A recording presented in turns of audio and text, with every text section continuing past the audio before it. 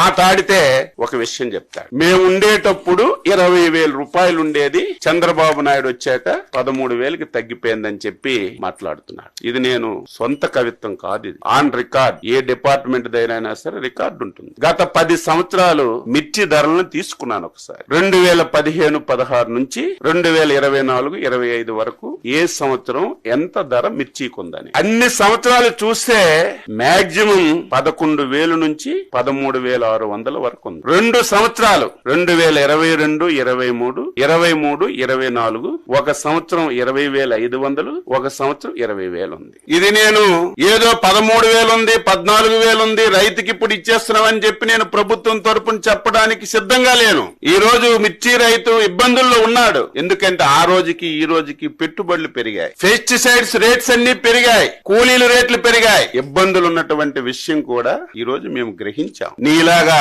చేతులు కొట్టుకొని ముడుచుకోను, నీలాగా ఎవరో పేపర్ మీద రాస్తే చదవడం ఈ ప్రభుత్వానికి, ఈ ప్రభుత్వంలో ఉన్నటువంటి మాకు అవసరం లేదని చెప్పి తెలియజేస్తున్నాం. ఎంత తెలివైన వాడంటే జ్ఞానమున్న ఏ వ్యక్తి కూడా చేయడు. ఒక దంపుడు ఉపన్యాసం ఇచ్చావు కదా జగన్మోహన్ రెడ్డి, దీని ఒక్కదానికి నువ్వు ఆన్సర్ చెప్పు. ప్రభుత్వం మద్దతు ధర ఎప్పుడు ప్రకటిస్తుంది? మార్కెట్ లో ధర తక్కువ ఉంటే ప్రభుత్వం మద్దతు ధర ప్రకటించి ప్రభుత్వం వెంటనే ఇంటర్వ్యూన్ అయి కొంత డబ్బులు పెట్టి ప్రభుత్వం కొన్నప్పుడే మనం మాట్లాడాలి. ఎంత తెలివైన వాడంటే 9/1/2020 సంవత్సరం. ఇంకా అబద్ధం చెప్తే నేనేం చెప్పలేను. ఆ రోజుకి ఈ పెద్ద మనిషి ముఖ్యమంత్రి అని నేను అనుకుంటున్నాను. ఆ రోజు అగ్రికల్చర్ డిపార్ట్మెంట్ నుంచి, మార్కెట్ యార్డ్ డిపార్ట్మెంట్ నుంచి ఒక జీవో రిలీజ్ చేశారు. ఆ రోజు మధుసూదన్ రెడ్డి గారు స్పెషల్ చీఫ్ సెక్రటరీగా ఉన్నారు. ఆ రోజు రెడ్ సిల్లీకి ఈ పెద్ద మనిషి మార్కెట్ రేట్ ఎంత ఇచ్చాడంటే 7,000 రూపాయలు ఇచ్చాడు. ఈ పెద్ద మనిషి 7,000 రూపాయలు మార్కెట్ రేటు జీవో రిలీజ్ చేసిన నాటికి